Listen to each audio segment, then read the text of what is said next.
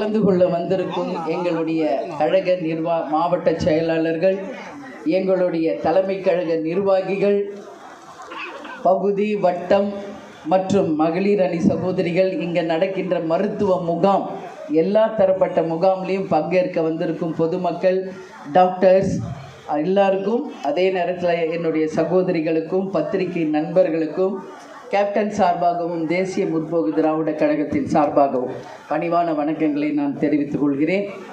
நேற்று வரை முதல் கட்ட பயணம் தமிழகம் முழுவதும் 3 மண்டலங்களில் வெற்றிகரமாக முடித்து இப்போ நம்மளுடைய ரதம் கேப்டன் தேர் வாசலில் நிற்குது.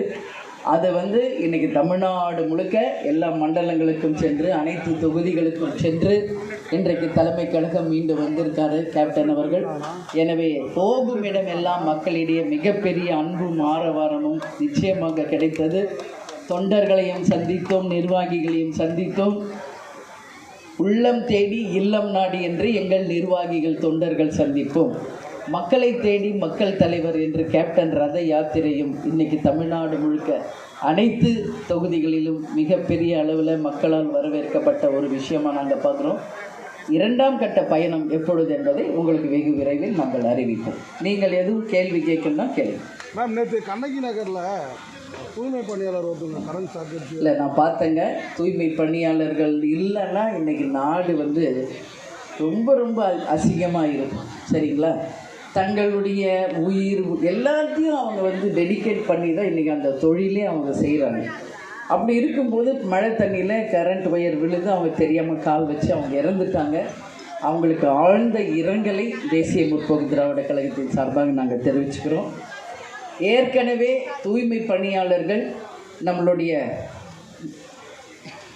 ஆர்ப்பாட்டம் செய்தபோது, ரிப்பன் மாளிகை முன்னாடி உட்கார்ந்து அவங்க ஆர்ப்பாட்டம் செய்தபோது நான் நேரடியாக கழக மாவட்ட செயலாளர்களோடு சென்று அவர்களுடைய துயரில் பங்கேற்று அவங்களுடைய கோரிக்கை என்ன என்பதை கேட்டு அவங்களுக்கு ஆறுதல் சொல்லிட்டு வந்த அறிக்கையும் கொடுத்தோம். முதலமைச்சர் கவனத்துக்கும் அதை கொண்டு சென்றிருக்கிறோம்.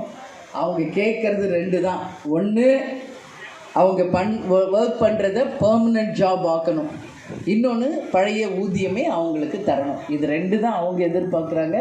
பட் கவர்மெண்ட் அதை பற்றி சொல்லாமல் வீடு தரோம், காலை உணவு தரோம், அவங்க பிள்ளைங்க படிப்புக்கு தரோன்னு சொல்கிறாங்க.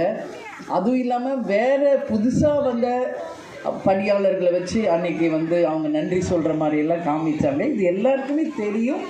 இது ஒரு மாயை உருவாக்கியிருக்காங்க. பட் உண்மையில் பாதிக்கப்பட்ட மக்கள் நல பணியாளர்களுக்கு